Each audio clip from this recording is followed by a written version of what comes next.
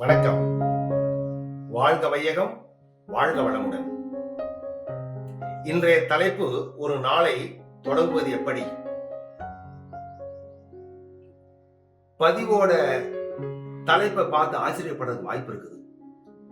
நாளை நான் எங்க தொடங்குறேன், சூரியன் உதைக்குது, அஸ்தமனம் ஆகுது, என் கையில ஒண்ணுமே இல்லையே. உண்மை, பொதுவான கருத்து. ஆனால் ஒரு நாளை தொடங்குவதற்கு 1000 வழிகள் இருக்குது. அது ஒரு வழி. இதுவரைக்கும் என்ன பண்ணோம், யாரு மூஞ்சில முடிச்சனோ இன்னைக்கு நாள் நல்லா இல்லைன்னு சொல்றோம். ஏன்னா நமக்கு நம்ம நாள் நல்லா இல்லைன்னா அதுக்கு காரணம் இன்னொருத்தரும் சொல்லி தப்பிக்கிறதுக்காக வேண்டி யாரு மூஞ்சில முடிச்சணும்னு சொல்லி நம்ம எல்லாத்துக்குமே படி போட்டுட்டு, அந்த மாதிரி கெட்ட நாள் ஆகுறதுக்கும் எனக்கு கெட்டது நடக்கிறதுக்கு காரணம் அவன், இவன், இவள், அவள், விதவை பெண்ணு, பூனை குறுக்க போகணும்னு சொல்லி சொல்றது பழக்கம்.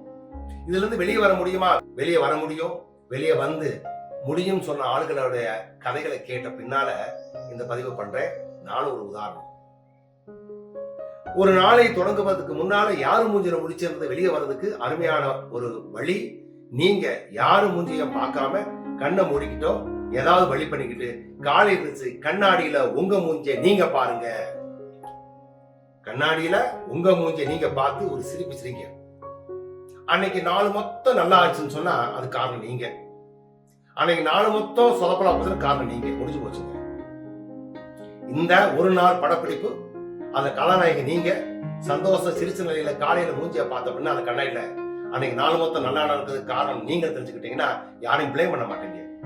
பிளேம் கேம் இல்லாத வாழ்க்கை அருமையான வாழ்க்கை, அருமையான பதிவு, சூப்பர் பதிவா இருக்கும்.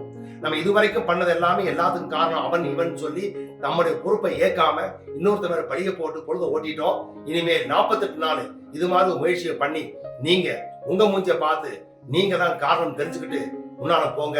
வாழ்க்கை முறையை மாறிடும். 48 நாள் மண்டலம் பண்ண பின்னால கேள்விகளுக்கு பதில் சொல்ல ரெடியா இருக்கேன். நன்றி, வணக்கம்.